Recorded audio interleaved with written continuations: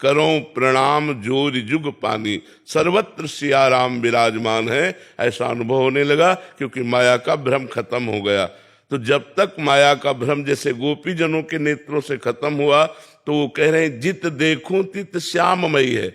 सखी पता नहीं मेरी आंखों को क्या हो गया है, ना स्त्री दिखाई दे रहा है, ना पुरुष दिखाई दे रहा है, ना जड़ न चैतन्य, मैं जिधर देखती हूँ मेरा श्याम सुंदर ही खड़ा दिखाई दे रहा है। अब माया खत्म हो गई तो श्याम सुंदर दिखाई देने लगे। माया का पर्दा डाल करके स्वयं भगवान खेल रहे हैं।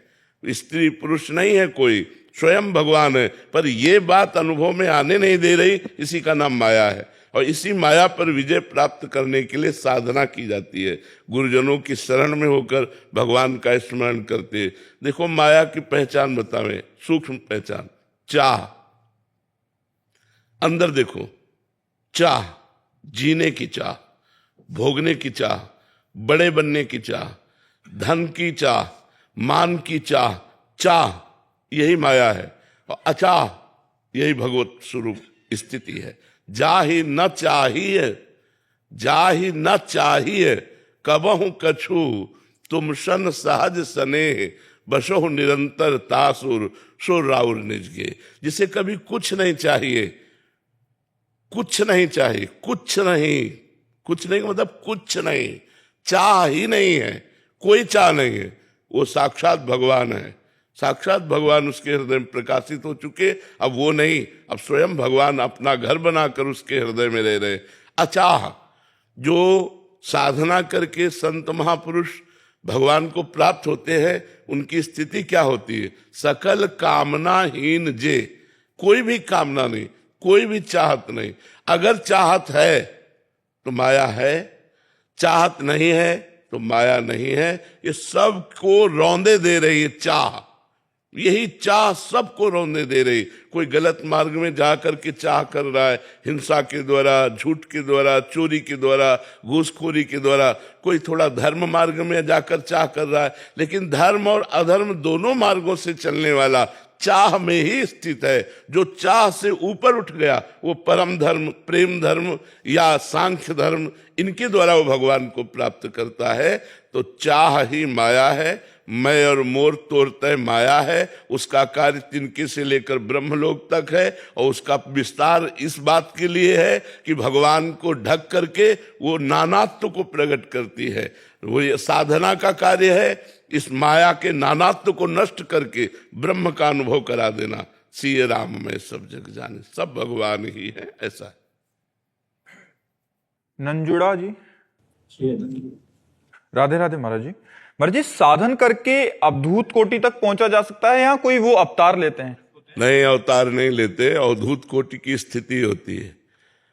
जब शरीर का भान भूल जाता है, खान पान विश्राम सब स्थिति भूलकर ब्रह्माकार वृत्ति, तब कब मल निकल रहा है उसको पता नहीं है, कब शरीर से मूत्र निकल रहा है उसको पता नहीं, कब भोजन सामने क्या आ गया उसको पता नहीं, स्वभाववश खा रहा है।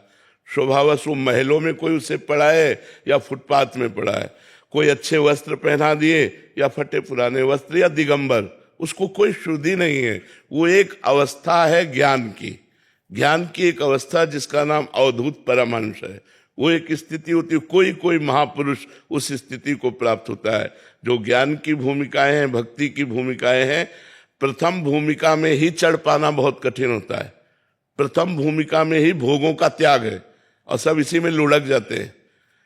आप देखिएगा, अपने तो जैसे देखते हैं, मानसिकता में ब्रह्म प्राप्ति की इच्छा साधु बनने पर भी लाखों में किसी के एक है।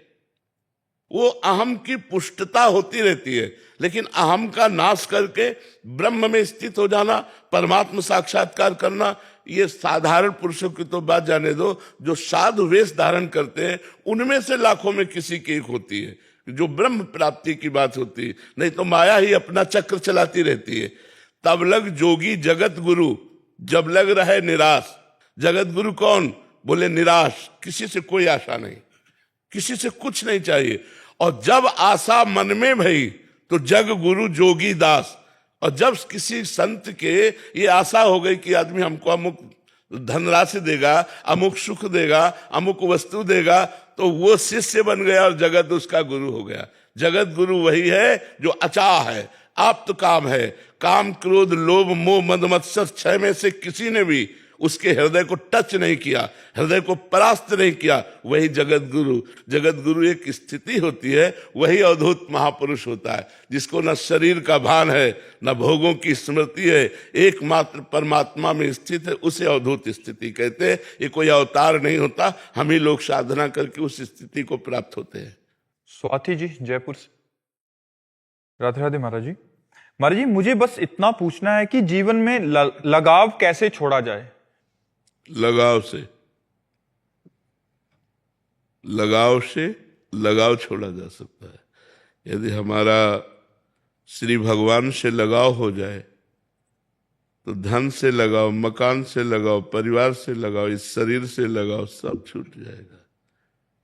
सब छूट। देह कुटुंब ते जाए, छूट सब ही विधि नातो। जब परम प्यारे का प्यार प्राप्त होता है तो सबका प्यार धूल धूसरित हो जाता है। परम प्यारे प्रभु से हमारा संबंध नहीं, इसीलिए हम व्यथित हो रहे हैं। जो हमारा संबंध है उसे भूले हुए हैं, जो नहीं उसे स्वीकार किए हुए हैं। कितने भाई बंधु छोड़ दिए, कितने पत्नी पुत्र पति छोड़ दिए, अनेकों बार जन्म हुआ हमारा, कोई हमारा साथी नहीं, फिर अकेला। दुनिया में लाखों का मेला जुड़ा, हंसा जब जब उड़ा तो अकेला उड़ा। कोई साथी नहीं, कोई प्यार नहीं, अकेला यहाँ से जाना है। तो कम से कम अकेला जाना है तो अकेला बन तो जाऊं कुछ देर के लिए। अकेले हम हो नहीं पाते, हम कुछ न कुछ पकड़े रहते हैं। धन को, मकान को, परिवार को, रिश्ते को, नाते को, लोगों को, मित्र को पकड़े रहते हैं। हम भगवान को नहीं पकड़ते हैं। अगर भगवान को पकड़ लें तो सब पकड़ छूट जाए। भगवान से लगाव कर लें तो सबसे लगाव छूट जाए। भगवान से लगाव कैसे हो? भगवान का नाम जप करने से, भगवान की लीला कथा सुनने से, भगवान के भक्तों के संग से, गंदी आदतों के छोड़ने से हमारे हृदय में परम पवित्रता जागृत होती है। तब भगवान से लगाव होता है। अपवित्र हृदय का संसार से लगाव होता है और पवित्र हृदय का भगवान से लगाव होता है। आपको समझ में आया जी? माला जी मुंबई। राधे राधे। राधे राधे महाराज जी। महाराज जी, 7 दिन 7 भगवान की पूजा करें या जो दिल के समीप हो? बहुत असमंजस में हूं महाराज जी। मतलब कोई कहता है कि मंगलवार को इनकी, बुधवार को इनकी, बृहस्पतिवार को करते रहो। अच्छा, बट महाराज जी कोई जो दिल के समीप है केवल एक ही करें तो चलेगा? वो इन सब का फल यही होगा कि एक में ही रति होगी जाके। अभी तो ये कोई रति वाला थोड़ी उपासना होती है, अभी तो सकामता की बात है। नहीं तो एक भरोसो, एक बल, एक आश विश्वास, एक राम घनश्याम हित चातक तुलसीदास। एकमात्र भगवान का भरोसा और भगवान के किसी एक नाम रूप की आराधना, उसी से कल्याण होता है। ये तो प्रारंभिक बातें हैं, घर गृहस्थी में होती रहती। सोमवार को इनको जल चढ़ा दिया, मंगल को उनको, बृहस्पति को उनको, ऐसे। ये तो आराधना तो रंग तब लाती है जब एक पर भरोसा हो जाता है, एक पर प्यार होता है। प्यार बहुतों से नहीं होता, प्यार एक से ही होता है। वो उपासना जब रंग लाएगी तो एक में आ जाना होगा। आज आ जाओ, चाहे कल आ जाना, चाहे अगले जन्म में आ जाना, आना एक में ही पड़ेगा। सरिता जी पानीपत से। श्री हरिवंश बाबा। श्री हरिवंश महाराज जी। महाराज जी, किसी के कटुतापूर्ण व्यवहार से हृदय में दुख ना पहुंचे, ऐसे इसके लिए क्या करें महाराज? नाम जप करो। जब नाम जप करने से हृदय में आनंद का कवच होता है तो किसी के गलत बोलने से या गलत व्यवहार से या अपमान करने से हमें कोई फर्क नहीं पड़ता। जब हमारा हृदय भगवान के आनंद से रहित होता है तो जरा सा कोई सम्मान दे दिया तो खुश हो गए, अपमान कर दिया तो दुखी हो गए, स्तुति वचन प्रशंसा कर दी तो हम आनंदित हो गए, और जहाँ निंदा कर दी तो हम शोकित हो गए। तो ये हमारी स्थिति ठीक रही है। हमें भगवान के नाम बल से अपनी स्थिति को मजबूत बनाना है। किसी की प्रशंसा करने से हमें कोई फूलन नहीं। तुम्हारी बुद्धि है, प्रशंसा करो। कोई निंदा कर रहा है, हमें कोई दुख नहीं। तुम्हारी बुद्धि है, निंदा करो। हम तो जैसे हैं अपने श्री भगवान के हैं। जब ऐसी बात रहेगी तब आप दुख को सह पाएंगे। नहीं छोटी छोटी बातों में, निगेटिव विचारों में, प्रतिकूल व्यवहारों में आप दुखी होते रहेंगे। कब तक दुखी होते रहेंगे? मनुष्य जीवन दुख मिटाने के लिए हुआ है, दुखी होने के लिए थोड़ी मिला है। तो इसके लिए तपस्या करो, साधना करो, भगवान नाम जप करो, भगवान लीला कथा सुनो, जिससे तुम्हारे अंदर वो ज्ञान प्राप्त हो कि दुख और सुख में समान स्थिति बनी रहे। दुख सुखे समय कृत्वा लाभा लाभो जया जयो, लाभ और हानि में, जय और पराजय में, सुख और दुख में समान भाव, यही महात्मा का लक्षण है। तो महात्मा कोई वेशधारी को ही थोड़ी कहते हैं, महात्मा एक स्थिति होती है, वो आप भी धारण कर सकते हैं, जहां दुख सुख लाभ हानि द्वंद्वों का कोई प्रभाव नहीं पड़ता, वो महात्मा हृदय होता है। बाबा सब में भगवत भाव बना रहे, इसके लिए क्या करें? मैं भगवत भाव बना रहे, इसके लिए फिर क्या करें? यही इसी से सब हो जाएगा। पहले पकड़ो तो एक है साधे सब सदे, सब साधे सब जाए, नाम को पकड़ो सब ठीक हो जाएगा। खूब नाम जप करो। सुमित कुमार शर्मा जी जर्मन। हरे माई शर्मा जी को राधे राधे महाराज जी। महाराज जी, देश से बाहर रहने के कारण वर्ष में केवल एक बार ही श्री धाम वृंदावन आने का सौभाग्य मिलता है। इतने लंबे अंतराल में मन की भक्ति ऊर्जा कम पड़ जाती है, कृपया ऐसा कोई मार्गदर्शन। मोबाइल से सत्संग सुनिए, मोबाइल से सत्संग सुनिए। हर प्रोग्राम लगभग मोबाइल में पड़ता है। जो भागवतिक प्रोग्राम है आप उसमें समय व्यतीत कीजिए। जो आपका खाली समय हो आप देखिए, पद गायन हो रहा है, आरती हो रही है ठाकुर जी की, कीर्तन हो रहा है ठाकुर जी का, और ठाकुर जी के जो विविध प्रोग्राम पढ़ते हैं हम उनमें समय दें, तो हम बाहर रहते हुए भी वृंदावन में अपने को अनुभव करेंगे। क्योंकि वृंदावन का प्रोग्राम है ना, तो ये राधा केली कुंज है, उस समय आपकी मानसिक स्थिति वृंदावन में है, तो वो आपको चार्ज करती रहेगी। वृंदावन को चिंतवन यह दीप और बार, कोटि जन्म के अघ तमय काट करे उजियार। करोड़ों जन्मों के पापों का नाश करके हृदय में दिव्य प्रेम प्रकाशित कर देता है वृंदावन का चिंतन। ये परिक्रमा मार्ग है। ये यमुना जी हैं, ये बिहारी जी गए, उनको प्रणाम किया। रोज आने में क्या परेशानी है?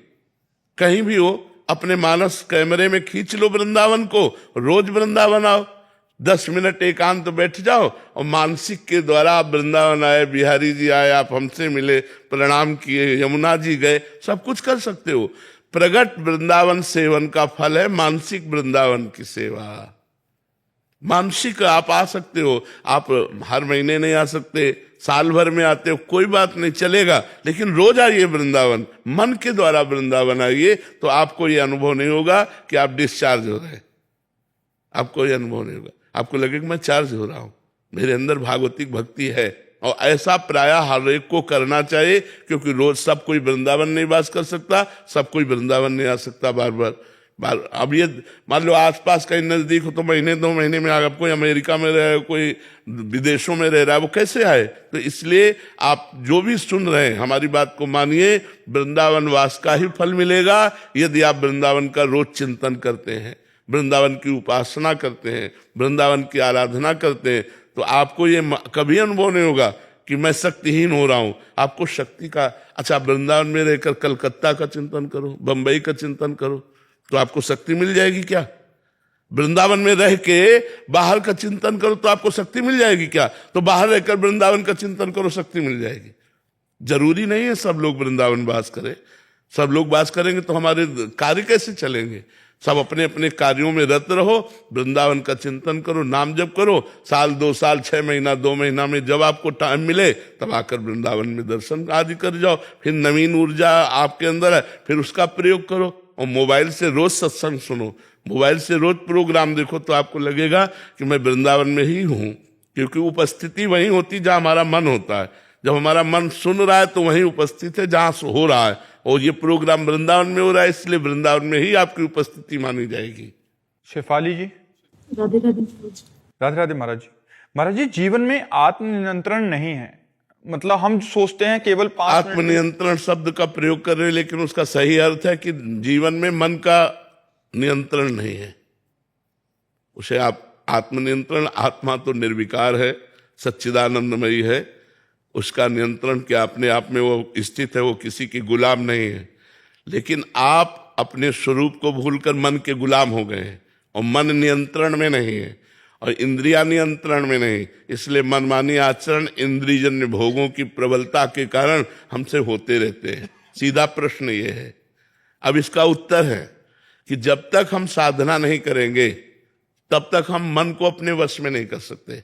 सीधी बात है, ये कोई खिलवाड़ नहीं मन को वश में करना। अगर मन को वश में करना है तो गुरु की शरण में जाओ, उनके द्वारा दिए हुए नाम मंत्र को निरंतर जपो, तो आप पहचानने लगोगे मन हमारा गया, गलत गया कि सही गया। सही गया तो उसका सहयोग दे देते हैं, गलत गया तो उसे रोक देते हैं। अब वो लाख बार कहे हमारे हृदय को जलाए तो हम गलत कार्य नहीं करेंगे, ये हमें दृढ़ निश्चय लेना पड़ेगा। तो धीरे धीरे जिसे आप आत्मनियंत्रण कह रहे हैं वही मन का नियंत्रण है। आप आत्मा को मन से संबोधन कर रहे हैं, अंतःकरण से संबोधन कर रहे हैं, तो आपका मन आपके नियंत्रण में आने लगेगा। आत्मा तो आप ही है, आपका नियंत्रण अपने आप से आपका क्या, वो तो निर्विकार है। ये आप मन की बात कह रही है, समझ पा रहे हैं? राहुल द्विवेदी जी। राधे श्याम। राधे राधे महाराज जी। महाराज जी, मन को भगवान का भक्त कैसे बनाएं? सबका प्रश्न ये रहता है। देखो, जहां हम मन को लगाना चाहते हैं हमें बार बार उसका चिंतन करना पड़ेगा, हमें उसके विषय की जानकारी करनी पड़ेगी, हमको उसी विषय में लगे रहना पड़ेगा, तो हमारा मन लग जाएगा। अब देखो, हमें संसार में मन लगाना नहीं पड़ता, स्वाभाविक लगता है। क्यों? हम उसे देख रहे हैं, हम उसे सुन रहे हैं, हम उसे भोग रहे हैं। लेकिन भगवान में लगाना पड़ता है, क्योंकि भगवान को हम देख नहीं रहे। तो हम सुन तो सकते हैं भगवान की चर्चा, कैसे भगवान है, क्या क्या लीला भगवान ने की। हम भगवान का नाम तो जप सकते हैं, हम भगवान की लीलाओं का गायन तो कर सकते हैं। अगर दो चीज हम कर लिए, श्रवण कीर्तन, तो तीसरा सुमिरन।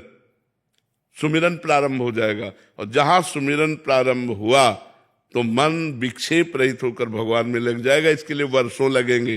अभ्यास करो, बार बार नाम जप करो भगवान का। जब मन जाए, जहां जाए वहां से हटाकर भगवान में लगाओ। बार बार मन को अगर लगाते रहे तो अभ्यास योग युक्तेन चेतसा नान्यगामिना, अभ्यास योग के द्वारा हम ऐसी स्थिति बना लेंगे कि हमारा चित्त कहीं जाएगा ही नहीं, श्री भगवान में ही लगेगा। लेकिन इसके लिए लंबा अभ्यास चाहिए। सातु दीर्घ काल निरंतर सत्कार सेवितो दृढ़ भूमि। लंबे समय तक अगर हम निरंतर नाम का अभ्यास करें तो हमारा मन भगवान में लग जाएगा। उमेश जी उज्जैन से। दंडवत प्रणाम। राधा वल्लभ श्री हरिवंश महाराज जी। महाराज जी, आपके चरणों में कोटि कोटि प्रणाम।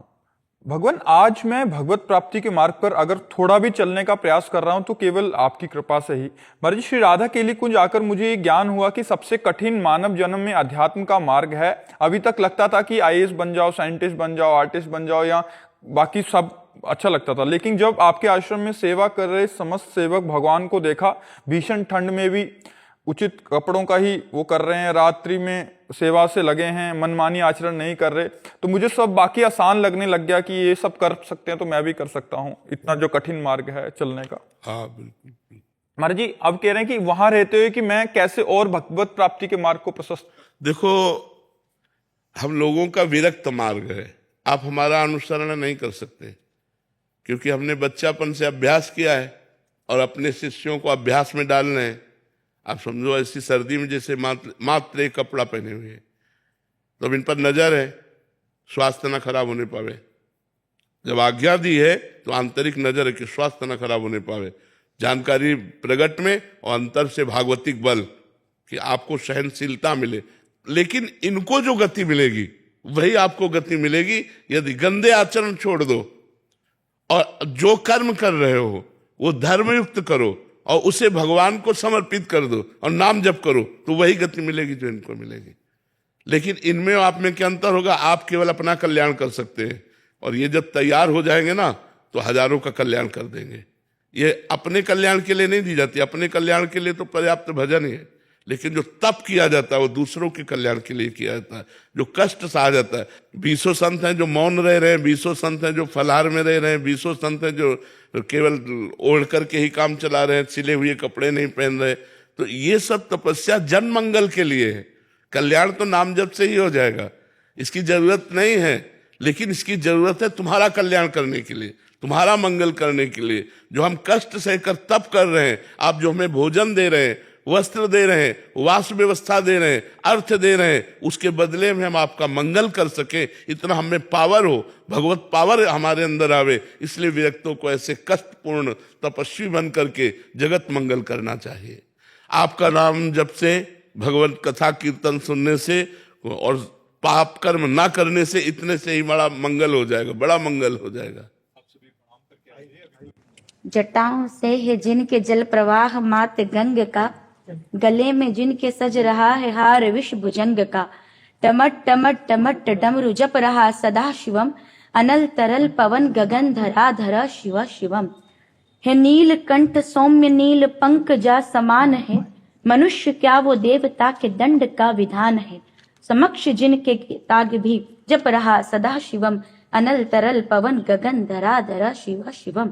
वो नंदनी के वंदनीय नंदनी स्वरूप है, वो तीन लोक के समान एक विश्व रूप है। कृपालु ऐसे हैं कि विश्व जप रहा सदा शिवम, अनल तरल पवन गगन धरा धरा शिव शिवम। वो शेष हैं अशेष हैं विशेष हैं प्रशेष हैं, जो उनको जैसा धार ले वो उसके जैसा भेष है। नेत्र सूर्य देवता का चंद्रमा सा भाल है, प्रलय भी है विलय भी है अकाल महाकाल है। सदैव सर्व मंगला कला के शीर्ष देवता, वही विनाशकारी है वही जगत जनक सदा। समक्ष जिनके काल भी जप रहा सदा शिवम, अनल तरल पवन गगन धरा धरा शिव शिवम। गुरु जी, मेरा सबसे पहले आपको प्रणाम। और मैं लोक संगीत भी गाता हूँ और भजन भी गाता हूँ, तो मेरे लोक संगीत ज़्यादा लोग सुनते हैं, ज़्यादा लोग पसंद करते हैं। तो क्या मैं यही सवाल था आपसे कि ये ज़्यादा गाना अच्छा है कि भजन ही गाऊं, थोड़ा संशय था मेरे मन में। पर लोक में तो मनोरंजन के लिए लोग पसंद संसार ही करेंगे ना, तो खुद राम राम जपो कृष्ण कृष्ण जपो, लोक संगीत सुनाओ लोगों को, जैसे अर्थ की भी प्राप्ति हो, तुम्हारा जीवन भी चले, और भजन करो जिससे तुम्हारा कल्याण भी हो। तो दो लाइन आपके लिए। हाँ सुनाओ।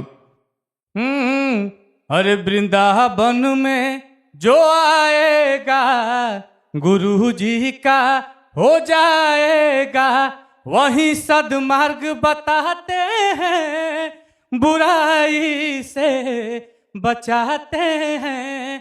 तू राधे राधे बोल संवर जाएगा, तेरा काम क्रोध मद लोभ सब मर जाएगा। तू राधे राधे बोल। बहुत सुंदर, बहुत सुंदर। आपके दर्शन हो गए, जीवन धन्य हो गया। कब से सोच रहे थे, 2 साल से लगातार आपको देख रहे हैं, तो कभी कभी गाने का मन भी नहीं करता है, लेकिन सोचता हूँ कि अब क्या करें। नहीं गाइए गाइए, भगवान ने जो गुण दिया है उसका समाज को दशास्वदन कराइए। गायत्री जी यूएस से। राधे राधे राधे महाराज जी। महाराज जी, मेरा प्रश्न है कि ब्रह्म तत्व क्या है महाराज जी? जो सर्वलोक महेश्वर, अनंत शक्ति संपन्न, अनंत मायाधीश, अनिर्वचनीय परम तत्व, जिसे वाणी के द्वारा केवल संकेत किया जा सकता है, अनुभव केवल होता है। ब्रह्मभूता प्रसन्नात्मा न शोचति न कांक्षति, समः सर्वेषु भूतेषु मद्भक्तिम लभते पराम। जब कोई उस परमात्मा की भक्ति करता है तो अनुभव में आता है। ब्रह्म तत्व अनुभव में आता है। वो वाणी के द्वारा अनिर्वचनीय है, नेत्रों के द्वारा अदर्शनीय है। केवल श्रवणेन्द्रिय के द्वारा, वेदांत के द्वारा श्रवण किया जाता है, और तपस्या और साधना से परिपूर्ण हृदय में उसका अनुभव होता है। और जिसे अनुभव हो जाता है वो ब्रह्मभूत, ना उसके अंदर कोई सोच रह जाती है, ना कोई किसी भी प्रकार की कामना रह जाती है। वो निरंतर अखंड प्रसन्नता से युक्त रहता है। लेकिन ब्रह्म तत्व क्या है, ये वेद भी नेति नेति कहते हैं, क्योंकि वो अनिर्वचनीय तत्व है। वाणी के द्वारा पूर्ण उसका वर्णन नहीं होता। वही ब्रह्म तत्व जब अपने को एकोहम बहुश्यामः का संकल्प करता है, तो जो कुछ देख रहे हो, जड़ चैतन्य, स्त्री पुरुष, शुभ अशुभ, अच्छा बुरा, वो सर्वम खलमिदम ब्रह्म, वो ब्रह्म ही है, सब कुछ ब्रह्म ही है। पर ऐसा अनुभव तभी होगा जब साधना और तपस्या करोगे। पूर्ण रूप से वो अनुभव में आता है, वाणी में नहीं। वाणी की सामर्थ्य नहीं कि उसका वर्णन कर सके।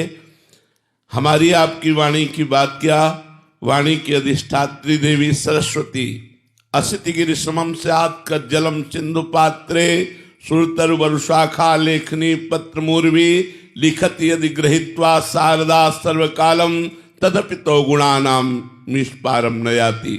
स्वयं सरस्वती जी समुद्र को स्याही बना ले, वृक्षों को कलम बना ले, भूमंडल को, भूमि को कागज बना ले, अनंत काल तक उस ब्रह्म की महिमा को लिखे तो भी वो पार नहीं पा सकती। वो अनिर्वचनीय तत्व है, संतों के हृदय में अनुभव में आता है। संत का तात्पर्य है जिसका हृदय परमात्म चिंतन से भरा हुआ है, वो कोई भी हो, उसी में परमात्म तत्व का अनुभव होता है। उसी को ब्रह्म कहते हैं ज्ञानी जन, योगी जन परमात्मा कहते हैं और भक्त जन उसे भगवान कहते हैं। वो अनुभव गम्य है, वो अगोचर है वाणी के द्वारा। मोनिका गुप्ता जी लुधियाना से। राधे राधे महाराज जी। महाराज जी, मन को स्थिर और शांत रखना क्यों मुश्किल होता है, इसे कैसे साधा जाए? क्योंकि ये प्रकृति का ही है। परमात्मांश इंद्रियाणाम मनस्यास्मि, और प्रकृति की रचना से स्वाभाविक आकर्षित है। मनाकष्टानि इंद्रियाणि प्रकृति स्थान कर्षति,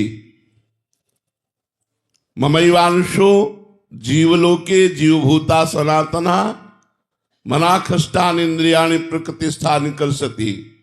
जीव भगवान का अंश है, मन और 5 ज्ञानेंद्रियां ये प्रकृति का अंश है।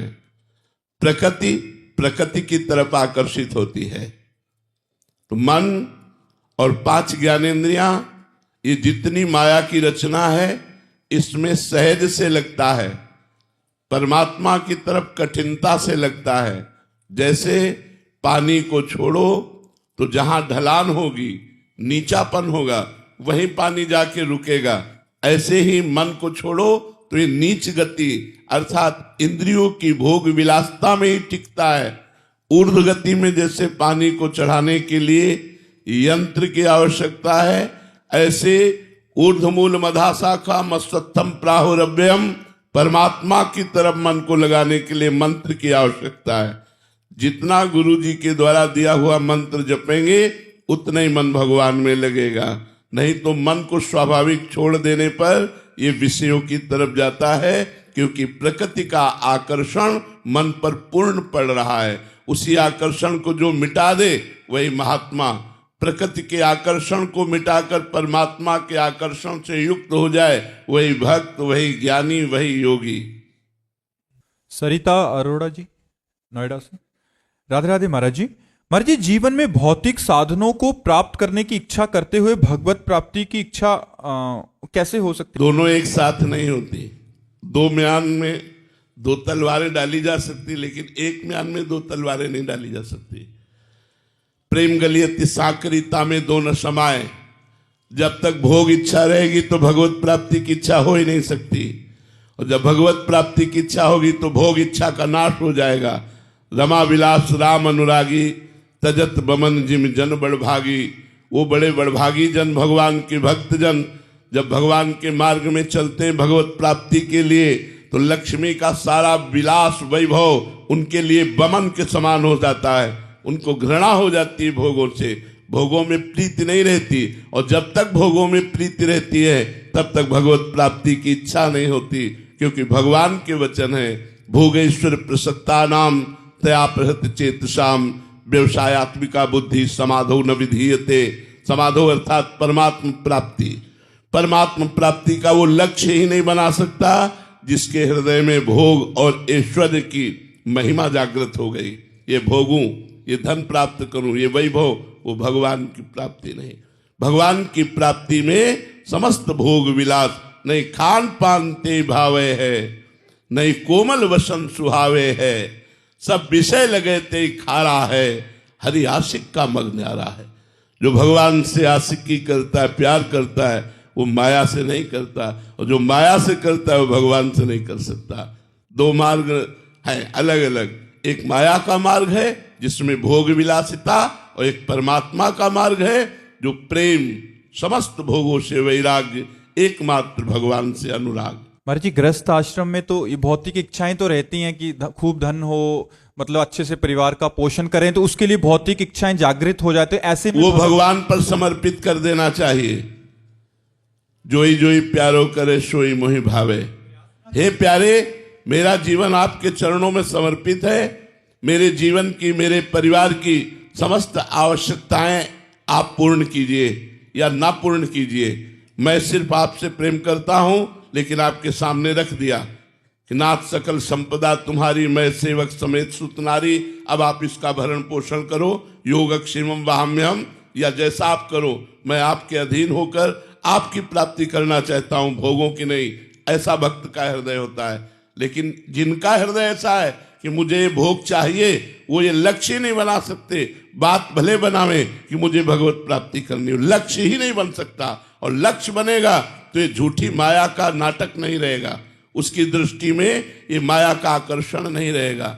माया का आकर्षण तभी होता है जब भगवत आकर्षण नहीं होता।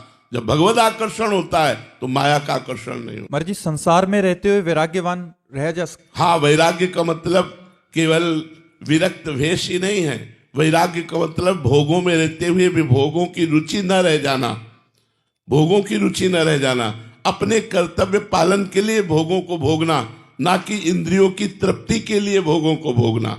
अलग अलग भाव होता है। एक इंद्रिय विलासिता के लिए खाता है और एक जीवन यापन के लिए खाता है, कि शरीर पोषण के लिए शुद्ध सात्विक भोजन भगवान को अर्पित करके पाता है, और एक अपनी इंद्रिय विलासिता के लिए मांस है, मछली है, अंडा है, ये वो, ये सब नरकगामी लोग हैं जो अपनी इंद्रिय विलासिता के लिए जीते हैं।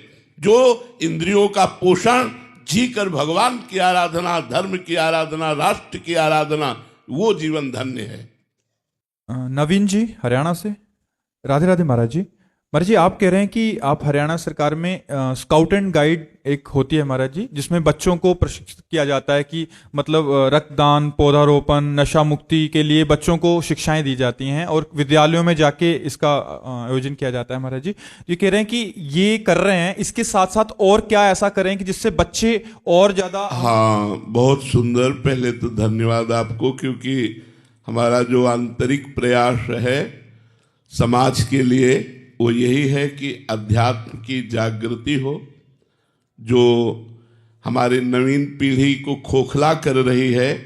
विषय प्रियता, भोग विलासिता और व्यसन, नशा। अभी कल के एकांतिक में यही एक बच्चा बैठा था, उसने कहा मैं हॉस्टल में हूँ, वहाँ हमारे साथी सब ड्रग्स, शराब, हुक्का ये सब करते हैं, वही मैं भी करने लगा। तो हमारे जो नए बच्चे हैं इनको शिक्षा दी जाए अध्यात्म की भी। केवल आधुनिक शिक्षा से ही कल्याण नहीं होना। आज शिक्षा का मतलब केवल पढ़ना लिखना रह गया है, आचरणों पर उनका कोई प्रभाव नहीं है। आचरण भ्रष्ट और डिग्री हाथ में, किस काम के हो तुम? अगर आचरण पवित्र नहीं है तो आप किसी भी पद पर जाइए, आप भ्रष्ट पदाधिकारी होंगे। और भ्रष्ट पदाधिकारी या भ्रष्ट नेता या भ्रष्ट समाज प्रियता के पद पर बैठने वाला कभी लोक पोषण नहीं करता, वो लोक शोषण करता है, वो लोगों का शोषण करता है। इसलिए हमारे नए बच्चे ही ये आगे चलकर हमारे भारत के भविष्य हैं।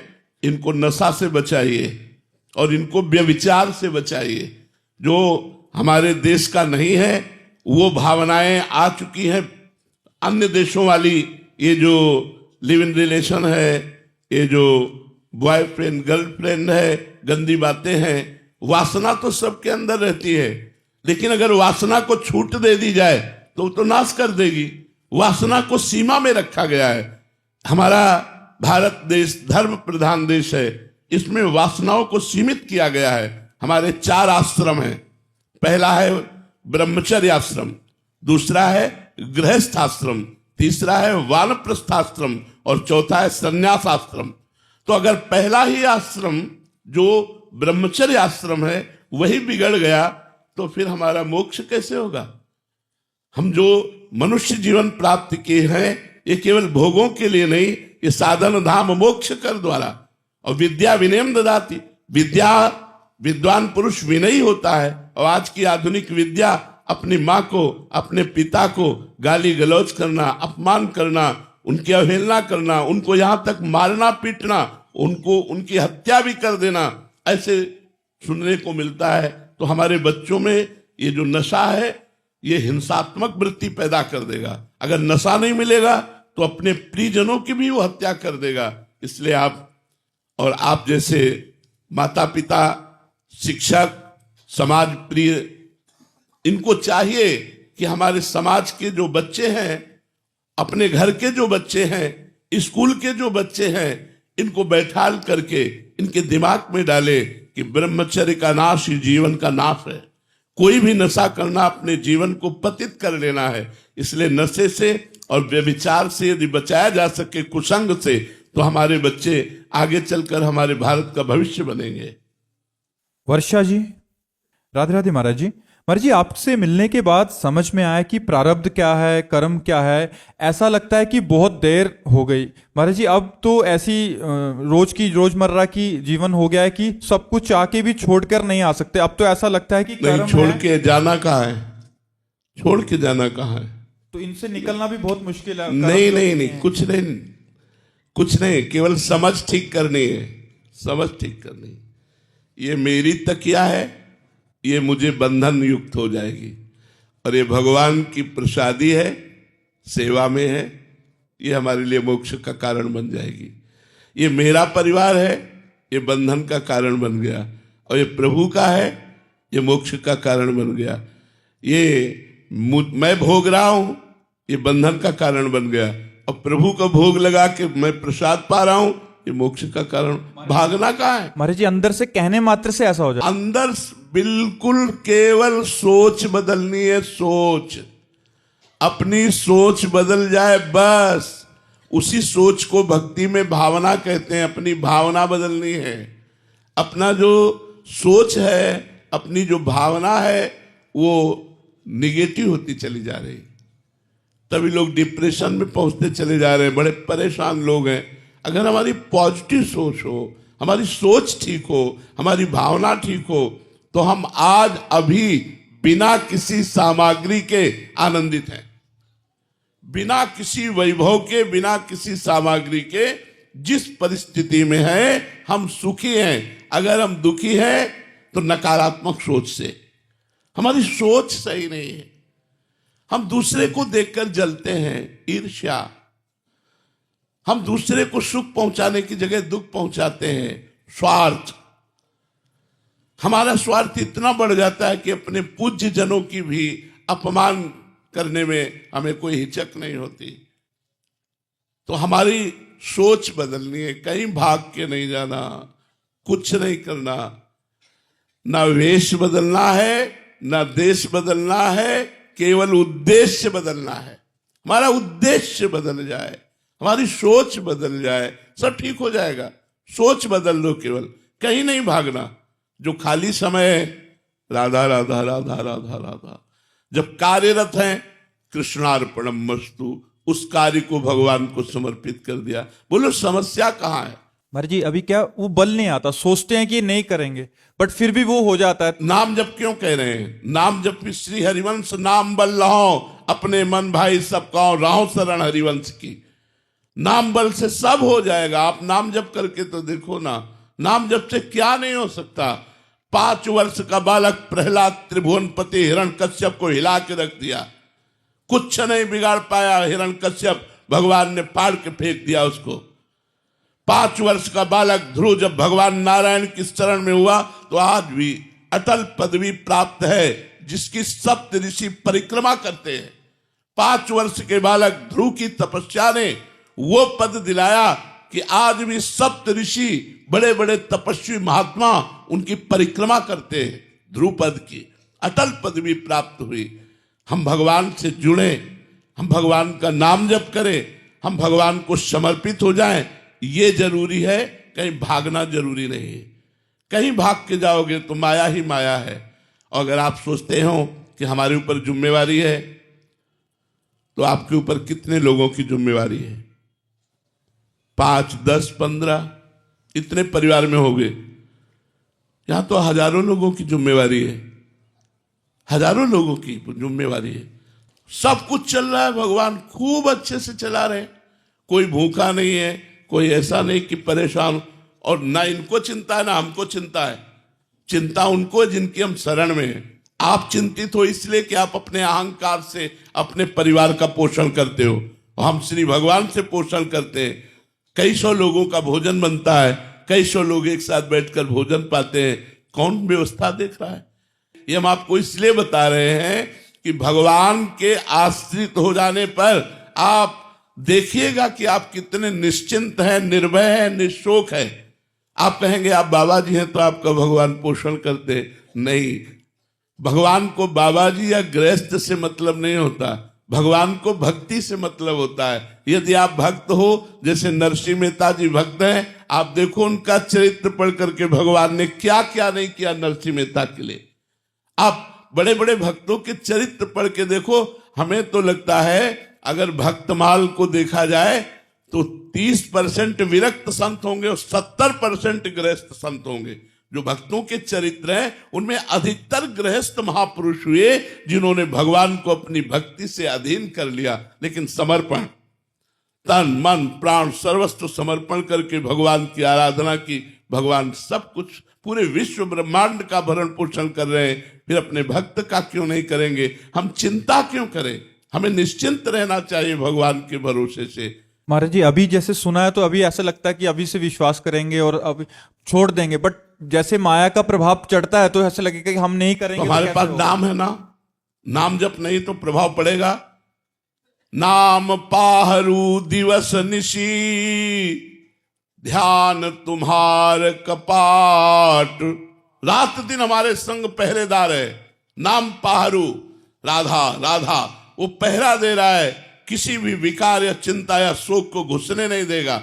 नाम पाहरू, नाम रूपी पहरेदार है। और भगवान का रूप नेत्रों में अगर ध्यान कर रहे, मानो दरवाजा बंद है, कैसे कोई विषय प्रवेश करेगा, कैसे कोई चिंता प्रवेश करेगी? इसलिए निश्चिंत, निशोक, निर्भय रहने के लिए सबको चाहिए कुछ समय निकालो, भगवान का नाम जप करो। हर समय जो कर्म करते हो भगवान को समर्पित कर दो। मांस, मदिरा, मछली, अंडा, ये सब चीजें बंद करो। गंदे भोजन मत पाओ, गंदा आचरण मत करो। आपका जीवन मंगल में हो जाएगा। बिना भगवान के आपका अधूरा जीवन है। यहां से मरोगे तो कुछ लाद के नहीं ले जाओगे, केवल भगवान का नाम और शुभ अशुभ कर्म साथ जाते हैं। इसलिए यहां न कोई मित्र है न शत्रु है, अपना काम बना लो। नाम जप करो, परिवार को भगवान का समझकर पोषण करो और खूब भगवान के भरोसे में जियो। बड़ा आनंद है भगवान के आश्रित होने पर। श्री राधा वल्लभ लाल की।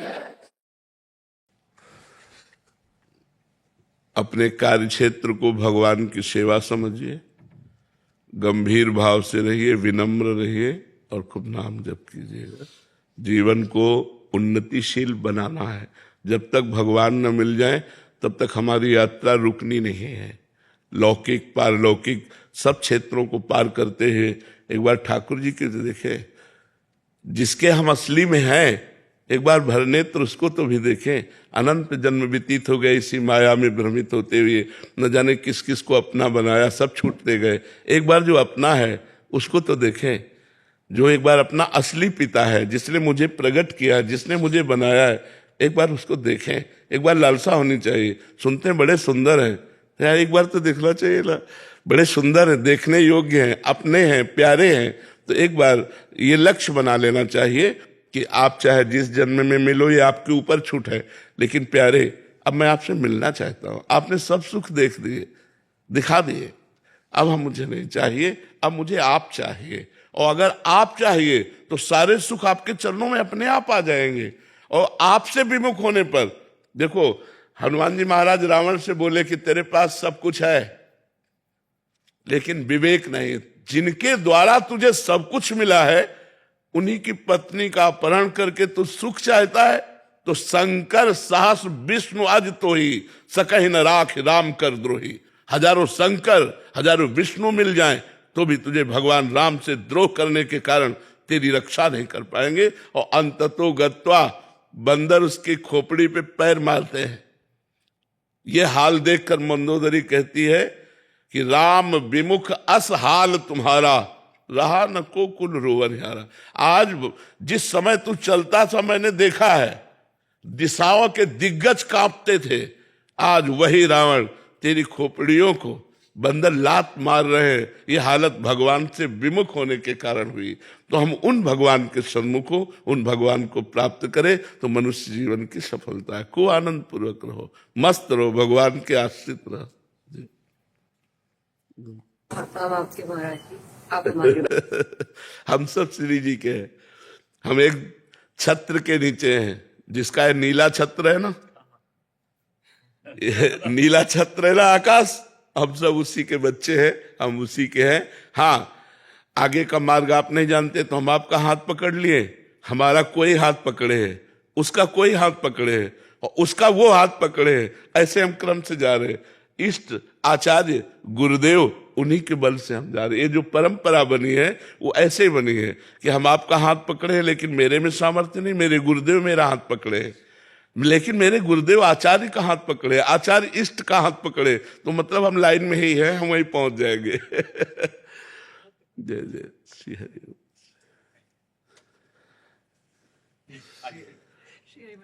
श्री हरि, खूब जाओ, मस्त रहो। अलका श्रीवास्तव जी। राधा राधा। राधे राधे महाराज जी। महाराज जी, योग क्षेम मतलब जीवन यापन से जुड़े खर्च की चिंता बनी रहती है, इससे ऊपर उठने के लिए महाराज जी क्या करें? आप बताइए, आप दुख प्राप्ति की चाह करते हैं क्या? कोई स्वयं प्राप्त होता है ना, ऐसे सुख प्राप्त हो जाएगा जो आपके भाग्य में लिखा है। सुख और दुख के लिए आपको प्रयास नहीं करना, आपको प्रयास करना है सुख और दुख से परे परमानंद की प्राप्ति के लिए, भगवान की प्राप्ति के लिए। यदि आप भगवान की प्राप्ति के लिए प्रयास करते हैं तो आपको योग क्षेम की चिंता नहीं करनी पड़ेगी, क्योंकि स्वयं ठाकुर जी कह रहे हैं, अनन्यश्चिन्तयन्तो माम ये जनाः पर्युपासते तेषां नित्याभियुक्ता नाम योगक्षेमं वहाम्यहम्। जो मेरा अनन्य चिंतन करता है उसके योग और क्षेम का वाहन मैं स्वयं करता हूं। योग का तात्पर्य होता है प्राप्त जो है और अभी जो नहीं प्राप्त है, नहीं प्राप्ति की प्राप्ति कराने का नाम योग है, और जो प्राप्त है उसकी रक्षा करने का नाम क्षेम है। जो नहीं प्राप्त है वो स्वयं ठाकुर जी प्राप्त कराएंगे, और जो प्राप्त है उसकी रक्षा स्वयं ठाकुर जी करेंगे। वो देख रहा है योगक्षेमं वहाम्यहम्, वो ऐसे थोड़ी बोल रहा है, वो सच्चिदानंद है, वो सत्य नारायण है, वो जो बोलता है वो करता है। उन्होंने कहा योगक्षेमं वहाम्यहम्, मेरा सिर्फ कार्य है उसका आश्रय लेकर चिंतन करना, और उसका कार्य है व्यवस्था करना। हम जब उसकी शरण में हैं तो उसकी व्यवस्था अपने आप होगी। आप चाहे गृहस्थ हो चाहे विरक्त हो, सबकी वो व्यवस्था करता है। हम आपको कैसे बताएं, वो इतना आगे से आगे देता रहता है। आपको क्यों नहीं मिलता? क्योंकि आप अहंकार से अपना पोषण कर रहे हैं, भगवान से नहीं। मैंने ये किया, मैं ये करूंगा। अहंकार विमूढ़ात्मा करता हमित मन्यते, तो उतना ही मिलेगा जितना आप कर रहे हो। अगर ऐसे हो गए, एक होता है गोदनामा और एक होता है निजी कमाई। जो भक्त होता है वो गोदनामे में होता है। हमारा विश्वास, हमारा आत्मनिर्भर भाव, हमारी आत्मा भगवान है, उन पर निर्भर भाव, तो कहते योगक्षेमं वहाम्यहम्। हम एक गृहस्थ की बात बताते हैं। हम रोटी मांगने जाया करते थे, तो उनको देखते तो पूजा में ही लगे रहते। बिहारी जी के तीनों काल के दर्शन, यमुना स्नान, वृंदावन की प्रदक्षिणा और नाम जब भक्ति में रत रहते। उनकी बेटी सयानी हुई, कोई अर्थ की व्यवस्था नहीं कि आपकी बेटी सयानी हो रही है और ब्याह करना है और आप रात दिन पूजा में ही केवल लगे रहते। आपकी आय कोई है नहीं। जो रेलवे में तो उससे जो उनको मिलता था पेंशन, उसी से उनका चलता था। वो बिल्कुल बिल्कुल विरक्त संत जैसे गृहस्थी में। तो उनका बाबा, हम बिहारी जी की वो बात देखते हैं जो उन्होंने कहा योगक्षेमं वहाम्यहम्। मैं पूर्ण भरोसे पे हूं, जिस तारीख को जिस समय होना होगा वैसा होगा। एक परमहंस जी थे, अभी उनका शरीर पूरा हुआ, बड़े ब्रज के गुप्त परमहंस थे, उनको कोई जानता नहीं था। वो एक इंजीनियर को गुड़गांव से लेकर के आए बिहारी जी के दर्शन कराने। तो वो उनके यहां पहुंचे, पहुंच कर कहा कि तुम्हारी बेटी ब्याह लायक है यार, ब्याह नहीं करोगे? तो उनका कोई संयोग बैठेगा तो देखेगा हम तो बिहारी जी के ऊपर है। तो कहा ये इंजीनियर है, ठीक रहेगा? इंजीनियर से कहा लड़की ठीक रहेगी? उन्होंने कहा जी 5 मिनट हम बात कर लें। बोले बात कर लो, ब्याह हो गया। कैसे बिहारी जी करते, कैसे व्यवस्था करते, योगक्षेमम वहाम्यहम। ये कोई भगवान ने मजाक नहीं की, गीता जी में स्वयं भगवत वाणी, पर हम ऐसे नहीं हो पाते।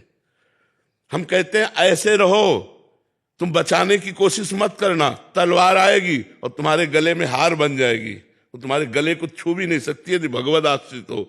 5 वर्ष का बालक प्रहलाद है, त्रिभुवनपति हिरण्यकश्यप है, आग में जलाता है, जहर पिलाता है, हर कोशिश मारने की करता है, लेकिन 5 वर्ष के बालक का बाल भी बांका नहीं कर सका। और भगवान ने नरसिंह रूप धारण करके फाड़ के फेंक दिया उस वरदानी, विशेष वरदान प्राप्त किए हुए हिरण्यकश्यप को भगवान ने फाड़ के फेंक दिया। और 5 वर्ष के बालक का वो त्रिभुवनपति होने पर भी बाल बांका नहीं कर पाया। ऐसे भगवान हमारे हैं, भगवान की अनंत सामर्थ्य है, हम भगवान के आश्रित नहीं हो पाते, इसलिए हमें बात नहीं। अरे योगक्षेमम वाम्यम, ऐसा मत सोचो कि केवल बाबा जी का ही योगक्षेमम वाम्यम, भगवान अपने भक्त का योगक्षेमम। अर्जुन बाबा जी हैं क्या? अर्जुन के रथ की बागडोर पकड़े हुए अखिल ब्रह्मांडों का नायक वहां बैठा जहां अर्जुन की जूतियां है। रथी जब खड़ा होता है तो उसकी पादुका जहां होती वहां सारथी का निवास।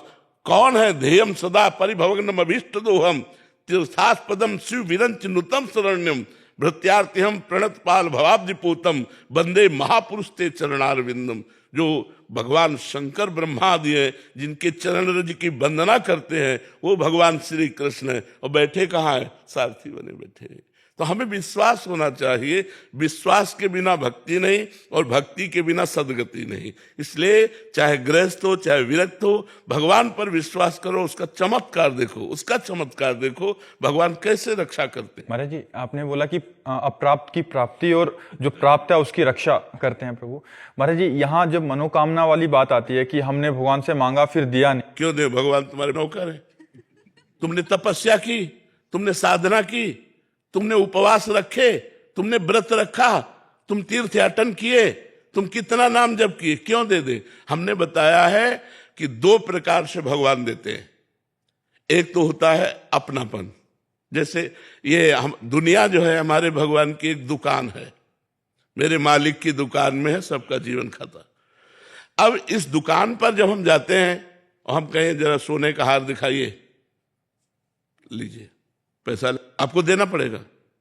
अच्छा, घर का आदमी गया और उसने कहा ये हार तो हमें बहुत पसंद है, ले लीजिए, उससे पैसा मांगेगा क्या? तो या तो भगवान के बनो, तो आप मेरा स्वामी है, मैं उनका दास हूं, वो मेरा पिता है, मैं उनका पुत्र हूं, जिधर चाहूं, जो चाहूं, जब चाहूं, जहां चाहूं वहां उपस्थित करवा दूं, क्योंकि वो अखिल सामर्थ्यशाली है। या तो घर के बनो, उनके दास, उनके निजजन बनो, उनके सखा बनो, उनको प्रीतम मानो, और या फिर तपस्या करो, तपस्या करो और फिर भगवान से चाहो। तो जैसे श्री ब्रह्मा जी ने कर्दम जी को आदेश किया, जाओ गृहस्थ धर्म स्वीकार करके संतति उत्पन्न करो। श्री कर्दम जी ने सोचा, बहुत ज्ञानी महापुरुष थे, तो उन्होंने 10,000 वर्ष तपस्या की।